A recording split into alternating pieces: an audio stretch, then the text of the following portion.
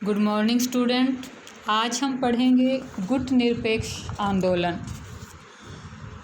1949 के बाद रूस जो दूसरा विश्व युद्ध था उसके बाद सोवियत संघ था। उस समय सोवियत संघ और अमेरिका के मध्य शीत युद्ध शुरू हो गया। यही वह समय था जब एशिया अफ्रीका के देश एक एक करके आज़ाद हो रहे थे। इन देशों के सामने सामाजिक व राजनीतिक कठिनाइयाँ थीं। इन देशों के कुछ नेताओं के मन में यह विचार आया कि वह गुटों के झगड़े से पृथक रहकर अपना चहुमुखी विकास करें। इसी के फलस्वरूप गुट निरपेक्ष आंदोलन का सूत्रपात हुआ। गुट निरपेक्ष आंदोलन का अर्थ क्या है?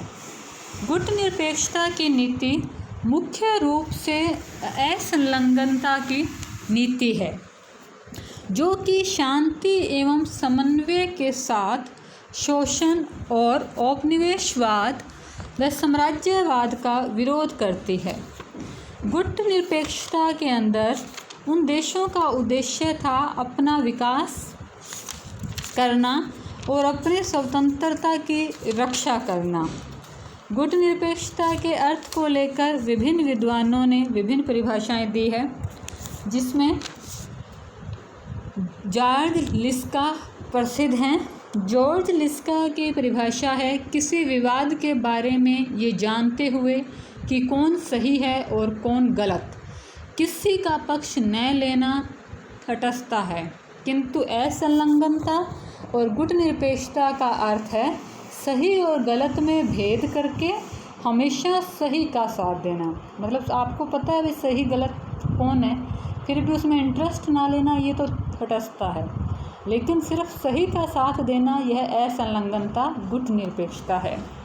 स्वार्जनबर्गर ने द स्कोप ऑफ यूटिलिज्म के अंदर गुट निरपेक्षता के बारे में कहा है, गुट निरपेक्षता शीत युद्ध, सैनिक संधियों व विरोधी खेमों से अलग रहने की नीति है। और भारत सरकार के प्रकाशन में गुट निरपेक्षता का अर्थ है अपनी स्वतंत्र रीति नीति। गुटों से अलग रहने से हम प्रश्न के औचित्य अनुचित्य को देखा जा सकता है। एक गुट के साथ मिलकर उचित अनुचित पर विचार किए बिना आंखें मूंद कर पीछे चलना गुट निरपेक्षता नहीं है। गुट निरपेक्षता का आधार देखें तो गुट निरपेक्षता के 5 आधार हैं, 5 सूत्र हैं जिन पर वो कार्य करता है। सदस्य देश स्वतंत्र विदेश नीति अपनाएंगे। सदस्य देश औपनिवेशवाद का विरोध करेंगे।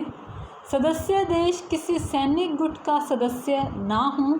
मतलब उस समय जब 2 सैनिक गुट थे, अमेरिकी समर्थित और सोवियत संघ, तो वो किसी भी सैनिक गुट के मेंबर ना हो। जैसे कि आपने +2 में पढ़ा था नाटो, सिटो, तो उनमें से किसी के मेंबर ना हो। सदस्य देशों ने किसी बड़ी ताकत से द्विपक्षीय समझौता ना किया हो। उस समय की महाशक्तियों में से किसी के साथ द्विपक्षीय समझौता ना हो।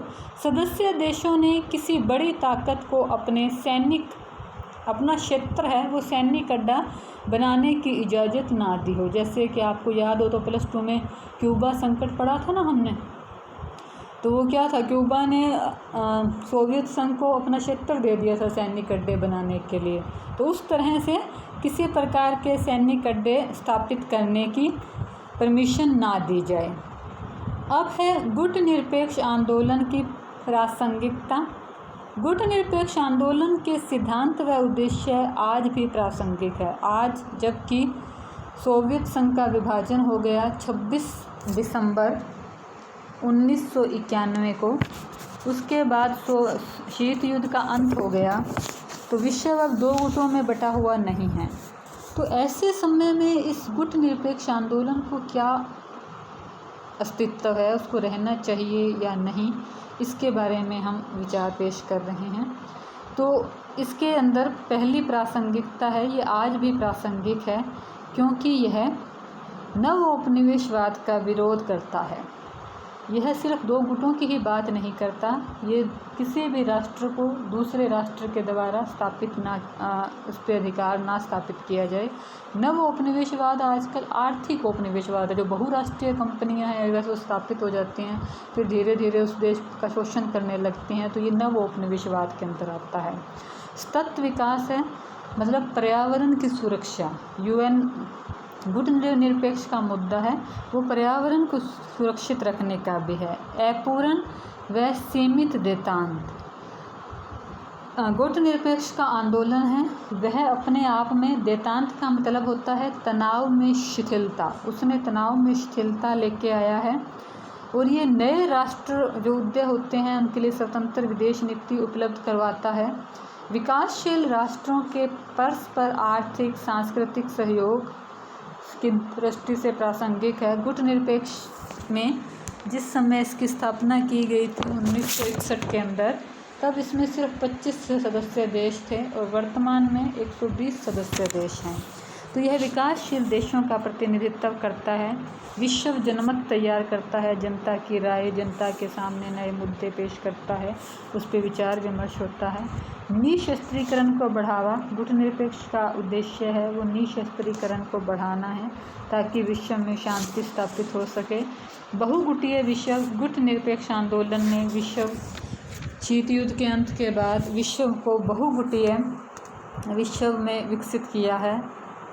अणुमुक्ति विश्व रचना के प्रयासों की दृष्टि से भी प्रासंगिक है।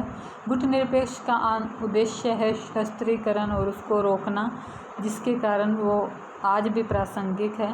बढ़ती हुई सदस्य संख्या। अगर गुट निरपेक्ष अप्रासंगिक होता तो 120 सदस्य देश आज इसके मेंबर नहीं होते। एशिया अफ्रीका के अंदर जो कि गरीबी, जनसंख्या वृद्धि और कच्चे माल का दोहन और शोषण के शिकार हैं, उनको यह एक प्लेटफॉर्म उपलब्ध कराता है जिसके ऊपर वह अपनी समस्याएं, विचार प्रकट कर सकते हैं। महत्वपूर्ण उद्देश्य हैं वो अभी भी बकाया हैं, जिनके लिए बहुत काम होने की क्षेत्र है। आर्थिक दृष्टि से प्रासंगिक है। गुट निरपेक्ष आंदोलन आर्थिक मुद्दे उठाता है।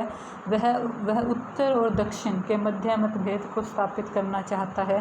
तो अब उत्तर और दक्षिण मतभेद क्या है? पृथ्वी है, उसको अगर हम भूमध्य रेखा के हिसाब से देखें तो भूमध्य रेखा के जो ऊपर का भाग है उसे उत्तरी गोलार्ध कहते हैं और जो नीचे का भाग है उसे दक्षिणी गोलार्ध कहते हैं। तो जो विश्व की महाशक्तियां हैं, जो बड़े संपन्न देश हैं, विकसित देश हैं, वो उत्तरी गोलार्ध में हैं। तो उत्तरी गोलार्ध वाले देश हैं वो साधन संपन्न हैं और दक्षिणी गोलार्ध में एशिया, अफ्रीका, लैटिन अमेरिका के अविकसित देश हैं। तो इन दोनों के मध्य की जो खाई है उसे दूर करने के लिए गुट निरपेक्ष आंदोलन है वो प्रयास करता है। नई अंतर्राष्ट्रीय अर्थव्यवस्था। गुट निरपेक्ष आंदोलन ने 1974 में नई अर्थव्यवस्था की स्थापना के लिए मांग उठाई ताकि जो अविकसित देश हैं उन्हें भी विकास का मौका मिल सके। एक ध्रुवीय शक्ति का संगठित प्रतिरोध। अगर गुट निरपेक्ष आंदोलन ना होता तो शायद विश्व आज एक ध्रुवीय हो जाता, अमेरिका महाशक्ति बन जाता। लेकिन गुट निरपेक्ष आंदोलन ने अपने आप को एक स्वतंत्र अस्तित्व रखा, जिसके कारण विश्व है वो बहु ध्रुवीय विश्व में विभाजित हुआ। प्रदूषण रहित व आतंकवाद मुक्त विश्व की दृष्टि से प्रासंगिक।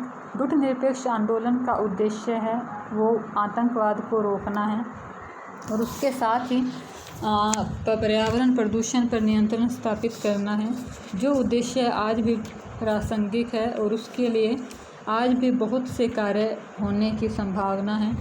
अब हम देखेंगे गुट निरपेक्ष आंदोलन में भारत की भूमिका। गुट निरपेक्ष आंदोलन का जनक, जैसे कि हमें पता है कि गुट निरपेक्ष आंदोलन के जनक भारत के जवाहरलाल नेहरू, टीटो और मिस्र के नासिर थे। इन्हीं के प्रयासों से गुट निरपेक्ष आंदोलन का जन्म हुआ। तो भारत को गुट निरपेक्ष आंदोलन के जनक के रूप में पेश किया जाता है। स्वतंत्र विदेश नीति की घोषणा। भारत ने सर्वप्रथम 1947 में अपनी स्वतंत्र विदेश नीति की घोषणा की, जो गुट निरपेक्ष आंदोलन का आधार और सार है। शांति एवं सह अस्तित्व के सिद्धांत का प्रतिपादन 1954 में भारत चीन ने पंचशीलता के सिद्धांत का प्रतिपादन किया। ये पंचशीलता के सिद्धांत ही नाम गुटनिरपेक्ष के सिद्धांतों की आधारशिला है। वैचारिक और संगठनात्मक ढांचे का निर्माण। गुटनिरपेक्ष आंदोलन के वैचारिक और संगठनात्मक ढांचे के निर्धारण में भारत की महत्वपूर्ण भूमिका रही है। नाम की नीतियों के मूल आधार भारतीय विदेश नीति के मूलभूत सिद्धांत रहे हैं। प्रथम विदेश नीति निशस्त्रीकरण, औपनिवेशवाद का उन्मूलन, गुटों से असंलग्नता, नई अंतर्राष्ट्रीय अर्थव्यवस्था, पर्यावरण सुरक्षा, दक्षिण दक्षिण सहयोग, उत्तर दक्षिण सहयोग आदि के पीछे भारत की ही विचारधारा है। गुटनिरपेक्ष नीतियों को नए आयाम प्रदान करना। भारत ने गुटनिरपेक्षता की नीति को नवीन आयाम प्रदान किए हैं। 1971 में भारत रूस संधि द्वारा ये स्पष्ट किया गया कि बिना सैनिक संधि व गुटों में शामिल हुए कूटनीतिक उपायों के बल पर एक निर्गुट देश स्वतंत्र विदेश नीति का पालन कर सकता है और अपने राष्ट्रीय एकता अखंडता की रक्षा कर सकता है। भारत ने विवादास्पद और गंभीर मामलों में मध्यम मार्गीय दृष्टिकोण अपनाया है। भारत ने ही विकासशील राष्ट्रों के मध्य स्वतंत्र संचार प्रणाली की स्थापना का विचार रखा है। भारत ने ही विकासशील राष्ट्रों को एक संयुक्त मोर्चा बनाकर विकसित राष्ट्र से बात करने का विचार प्रस्तुत किया है। इसी प्रकार पृथ्वी कोश की स्थापना का प्रस्ताव, परमाणु शस्त्रों को निश्चित समय सीमा में कंट्रोल करने का प्रस्ताव भारत के द्वारा ही लाए गए हैं। तीसरी शक्ति बनने के संबंध में भारत गुटनिरपेक्ष आंदोलन को तीसरी अंतर्राष्ट्रीय शक्ति बनाने में महत्वपूर्ण भूमिका निभा रहा है। भारत की प्रेरणा के फलस्वरूप आज 120 सदस्य देश हैं। आज गुटनिरपेक्ष आंदोलन नई अर्थव्यवस्था, दक्षिण दक्षिण सहयोग और सामूहिक आत्मनिर्भरता पर बल दे रहा है। इसके पीछे भारत की ही विचारधारा है।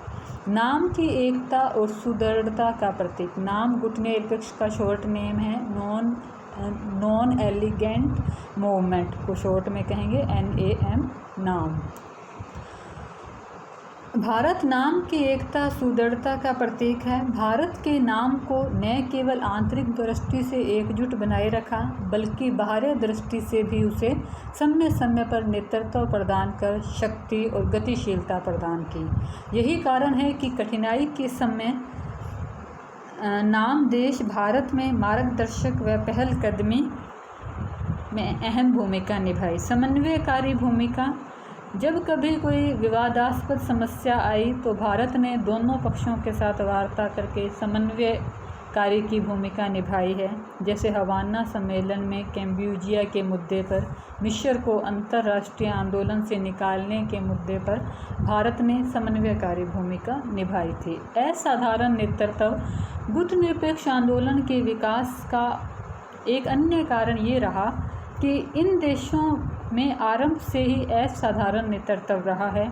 नेहरू, नासिर, टीटो का नेतृत्व इसको गति देता रहा है। 1983 में गुटनिरपेक्ष आंदोलन का नेतृत्व श्रीमती इंदिरा गांधी ने किया। भारत अब भी इसका नेतृत्व संभाले हुए है। समय समय पर भारत ने इसको गतिशीलता और प्रभावी बनाए रखा है। इस प्रकार स्पष्ट है कि गुटनिरपेक्ष आंदोलन के विकास में भारत की महती वह अहम भूमिका है। धन्यवाद।